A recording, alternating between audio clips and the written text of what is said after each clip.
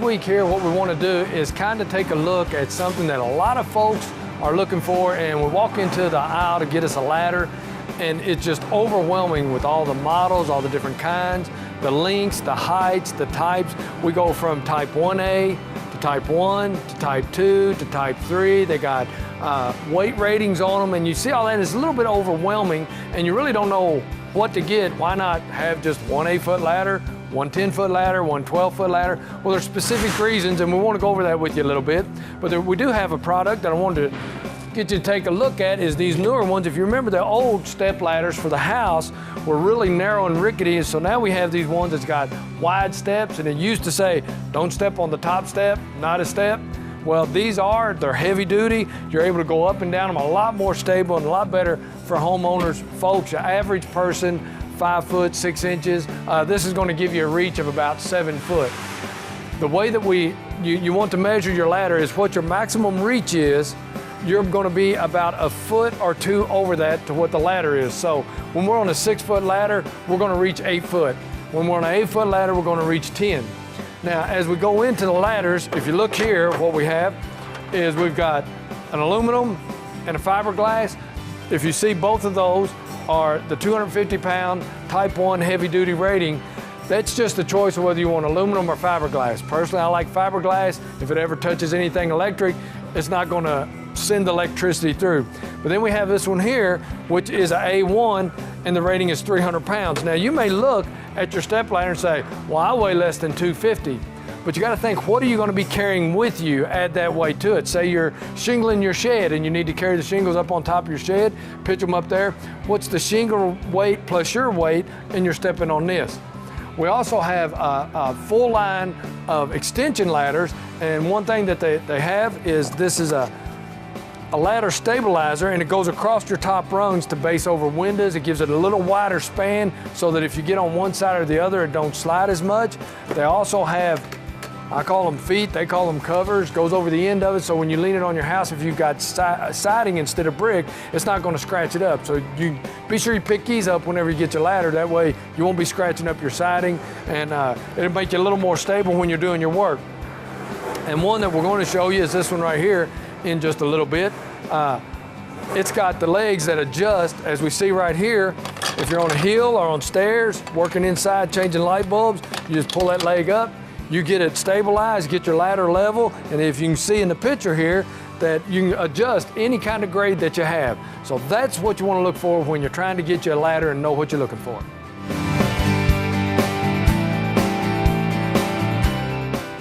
Okay, now we're getting into the time of the year when you got long, hot stretches of days. It's a perfect time to take care of probably, I would say, our second most used living space in our house, and that's our decks. What we want to do is take a look at how to get them prepared, get them sealed so that we don't end up with a lot of rotted wood and we don't end up replacing things that we don't need to replace. First and foremost, what we want to do, you want to clean it. If you take and get you a pressure washer or a good scrub brush. If you don't have a pressure washer, don't want to get into that. A good deck brush on a pole and some deck cleaner is going to get all the dirt, the residue, but most important, it's going to clean off any of the mildew that is there that keeps your deck from properly being sealed. Now, as we go into our sealers, there's basically 4 different types that you want to use and 4 different reasons to use it. The first that we have is our 3-year protection. It's basically just a clear sealant, and you want to put that only on new wood. New wood takes a clear sealant. Then we'll step over to kind of, I guess you call these two here, semi-transparent, and you can add a color to them. They're for slightly worn decks or decks that aren't quite as new, got a little bit of weathering on them, but you still want to keep that natural wood grain and that natural look coming through the stain that you're putting on. And then we have our 10-year protection, which is a solid color, and we're going to show you the colors that you can get each one of these in here in just a second. But this is for a total coverage. Say you got some old stain on there and you can't get it off, or some old color on there, you've painted it once. This is going to bring it all back to one natural color, and the colors that we have, you can really get close to natural wood to bring new life into that deck and to allow it to do it. Now, as you start to put your coats on, your first coat will probably, depending on the sun and the humidity, in about an hour or so be good for foot traffic. I'd give it 24 hours before I started having any heavy traffic or any kind of parties on it. And as we put all of our stain on, you're gonna look at your wood, and if it's soaking in, that's good, that's what we want, because it's going into all them wood grains and sealing it. So we'll wait a little while and we're gonna put another coat on until it kind of sets on top. Now when you see it, if it comes a rain, you're gonna see water is gonna be puddled all over the deck, and it's just gonna look clean and bright, and you'll have you a deck that'll last your lifetime. You gotta take care of it if you don't wanna be replacing wooden boards. Thank you for watching Your Kentuckiana Home. Join us next week for another episode of Your Kentuckiana Home, brought to you by Window World. I'm with Betty Irvin with Mies Tile & Marble. Betty, how long have you been a designer here? 18 years tomorrow. So that says a lot about Mies Tile & Marble that you've been here so long. Yes, it's a family business, and there's a lot to be said about family businesses. Well, so being here so long as a designer, you've seen a lot of things come and go. What's popular this year? One thing that's really popular are the wood looks porcelains. They look exactly like wood, but they perform better than wood. You don't have to worry about water. You don't have to worry about large dogs and their claws, which seem to scratch the wood, and they'll never fade. And one of the other popular items that you were telling me about is the ceramic. Yes, this arabesque design here is very popular. It's showing up in natural stone. It's showing up in ceramic. It seems to be what everybody's asking for.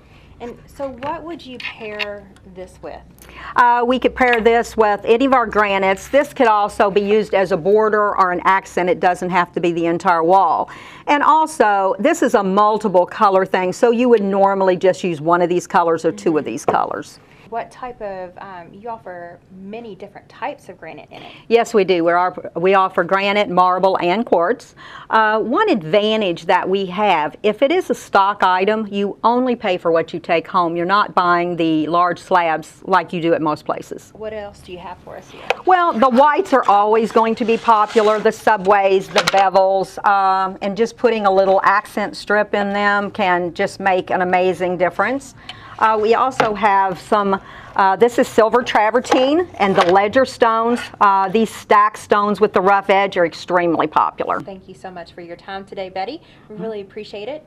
If you're interested in getting some stone or some tile for your bathroom or kitchen, be sure to give Mies Tile & Marble a call with the contact information on your screen.